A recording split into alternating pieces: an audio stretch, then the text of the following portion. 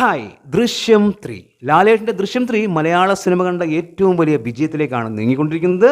Cinema ഇന്നലത്തോടു കൂടി തിയേറ്ററുകളിൽ 10 ദിവസങ്ങൾ പൂർത്തിയാക്കി ഇപ്പോൾ 11ാം ദിവസത്തിലേക്ക് കടന്നിരിക്കുന്നു. ഈ 10 ദിവസത്തിൽ സിനിമ വേൾഡ് വൈഡ് ബോക്സ് ഓഫീസിൽ നിന്ന് എത്രയാണ് കളക്ഷനായി നേടിയെടുത്തത് എന്നുള്ളത് സാക്നിൽക്ക് റിപ്പോർട്ട് ചെയ്യുന്നുണ്ട്. അതെത്രയാണ് എന്ന് നമുക്ക് നോക്കാം. അതിനു മുൻപ് ഒരു നിലവിളി ശബ്ദം ഇന്നലെ മുതൽ വീണ്ടും കേട്ടു തുടങ്ങിയിട്ടുണ്ട്.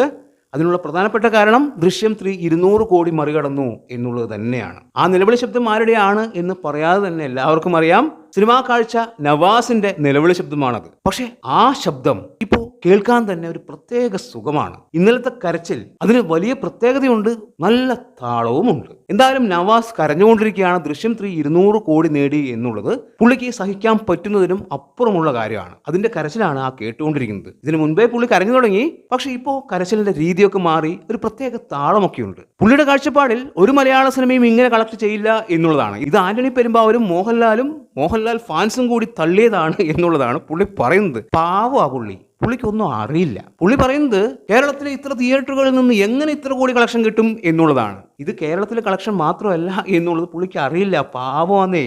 നവാസിന് ഒരു കാര്യം ഞാൻ പറഞ്ഞുതരാം. ദൃശ്യം 3 വിദേശ രാജ്യങ്ങളിൽ നിന്നും മാത്രം 100 കോടിക്ക് മുകളിൽ കളക്ഷൻ നേടിയിട്ടുണ്ട് എന്നുള്ളത് നവാസ് ഒന്ന് മനസ്സിലാക്കണം. നവാസ് പറയും വിദേശത്ത് ദൃശ്യം 3, പിന്നെ അതൊന്നും നടക്കില്ല എന്നുള്ളതായിരിക്കും. എന്നാൽ ഒരു കാര്യം കൂടി പറഞ്ഞുതരാം. GCC രാജ്യങ്ങളിൽ നിന്ന് മാത്രം ആദ്യ വീക്കെൻഡിൽ ഏറ്റവും കൂടുതൽ കളക്ഷൻ നേടിയെടുത്ത 5 സൗത്ത് ഇന്ത്യൻ ചിത്രങ്ങൾ ഏതൊക്കെയാണ് എന്ന് പറഞ്ഞുതരാം. അതായത് GCCയിൽ നിന്ന് മാത്രം, ഗൾഫ് കൺട്രീസിൽ നിന്ന് മാത്രം ഏറ്റവും കൂടുതൽ കളക്ഷൻ നേടിയെടുത്ത മലയാള സിനിമകളല്ല, സൗത്ത് ഇന്ത്യൻ സിനിമകൾ ഏതൊക്കെയാണ് എന്ന് ആദ്യം പറഞ്ഞുതരാം. ട്രാക്കേഴ്സ് പുറത്തുവിട്ട കണക്കാണ്, അല്ലാതെ ആന്റണി പെരുമ്പാവൂരോ മോഹൻലാലോ പുറത്തുവിട്ട കണക്കല്ല.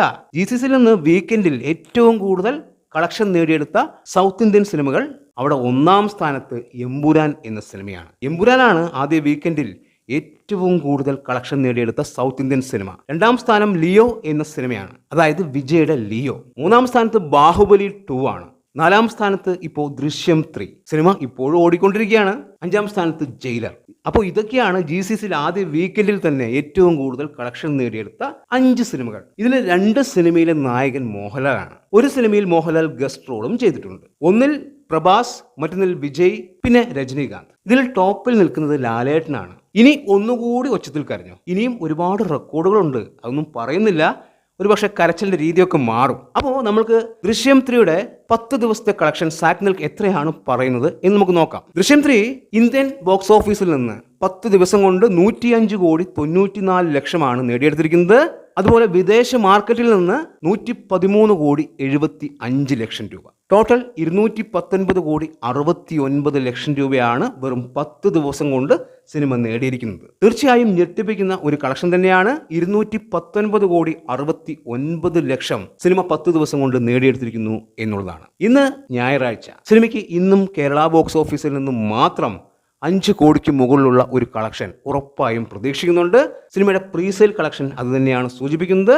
എന്തായാലും ഇന്നത്തോടുകൂടി കേരള ബോക്സ് ഓഫീസിൽ നിന്ന് 80 കോടിക്കടുത്തുള്ള ഒരു തുക നേടിയെടുക്കും എന്നുള്ളത് തന്നെയാണ്. ഇനി ഒന്നുകൂടി ഉച്ചത്തിൽ കരയാം നവാസിന് മാത്രമല്ല, വേറെയും കുറേ ആൾക്കാരുണ്ട്. അപ്പോൾ എന്താണ് നിങ്ങളുടെ അഭിപ്രായം എന്ന് കമന്റ് ബോക്സിൽ കമന്റ് ചെയ്യുക. വീഡിയോ ഇഷ്ടമായാൽ ചാനൽ സബ്സ്ക്രൈബ് ചെയ്യുക. പുതിയൊരു വീഡിയോയുമായി കാണുന്നവരെ ബൈ.